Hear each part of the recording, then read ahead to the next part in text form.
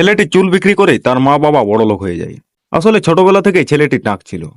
সে চুল গজানোর আশায় কয়েক পয়সার সস্তা চুল গজানোর ওষুধ কিনে নিয়ে আসে। এটি তার চকচকে টাক মাথায় মাখায়। কিন্তু প্রথমবার লাগাতেই সে টের পায় এক ধরনের ঝাঁঝ। তখন সে বুদ্ধি করে টয়লেটে জল দিয়ে ওষুধটি পাতলা করে আবার মাথায় লাগায়। সাথে সাথে ঠান্ডা ঠান্ডা আরাম লাগতে থাকে। কিছুক্ষণের মধ্যে সে পুরো টাক মাথা জুড়ে ওষুধ লাগিয়ে ফেলে। কিন্তু পরের দিনই ঘটে আশ্চর্যজনক পরিবর্তন। তার বড় বোন তার মাথায় দূরবীন দিয়ে দেখতে থাকে এবং আনন্দে চমকে ওঠে, কারণ তার মাথার চামড়া থেকে সূক্ষ্ম সূক্ষ্ম চুল গজাতে শুরু করেছে। একথা শুনে তার বাবাও খুশি হয়ে যায়। কিন্তু ঘটনা যেভাবে এগোতে থাকে তা সকলের কল্পনার বাইরে। তার চুল বাড়তে থাকে অবিশ্বাস্য গতিতে। ক্লাসে বসে থাকা অবস্থাতেও তার চুল পাগলের মতো লম্বা হতে থাকে। 7-8 দিনের মধ্যেই সে টাক থেকে লম্বা চুলের ছেলে হয়ে যায়। এমনকি খাওয়া দাওয়াও সমস্যা হয়ে পড়ে। এক সপ্তাহের মধ্যে তার চুল লম্বায় 6-7 মিটার পর্যন্ত পৌঁছে যায়। শুতে হলে চুলকে ছাদে ঝুলিয়ে রাখতে হয়।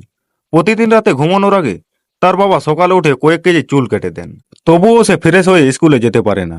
লম্বা চুলে ছেলের স্কুলে যাওয়ার পথেই তাকে নিয়ে যাওয়া হয় এক স্থানীয় নকল চুলের কারখানায়।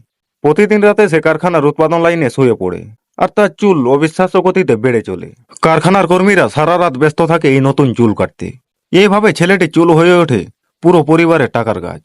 একটা পরচুলার ব্যবসা দিয়ে তারা দ্রুত ধনী হয়ে ওঠে এবং সুখে জীবন কাটাতে থাকে।